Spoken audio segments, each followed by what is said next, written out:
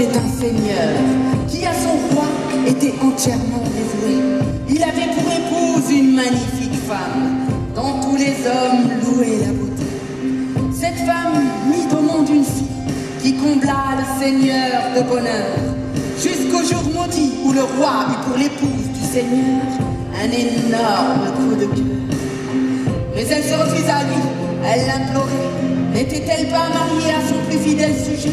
Mais le roi obstiné ordonna à son conseiller de trouver une ruse pour un jour la posséder.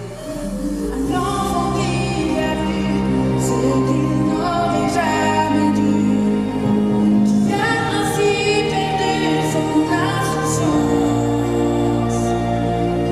Un enfant qui n'a plus dans la vie qu'une seule issue, apaiser sa douleur dans la violence de la douce vengeance. Alors le conseiller magicien de surcroît mit au point la plus terrible des manigances.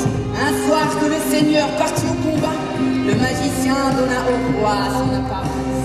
Les portes du château s'ouvrirent au roi, et l'épouse le prenant pour son mari, les mains en toute innocence. Mais l'enfant comprit que son père il n'était pas, alors elle hurla au monde sa souffrance.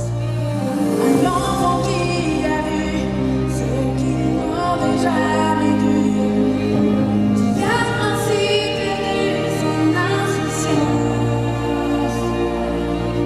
Un enfant qui n'a plus dans la vie qu'une seule issue, apaiser sa douleur dans la violence de la douce vengeance. Ce soir-là, le seigneur mourut au combat. Son épouse ne se remit jamais de cette forfaiture. Uther, ton dragon, était le nom de ce roi, et de cette union illégitime naquit un fils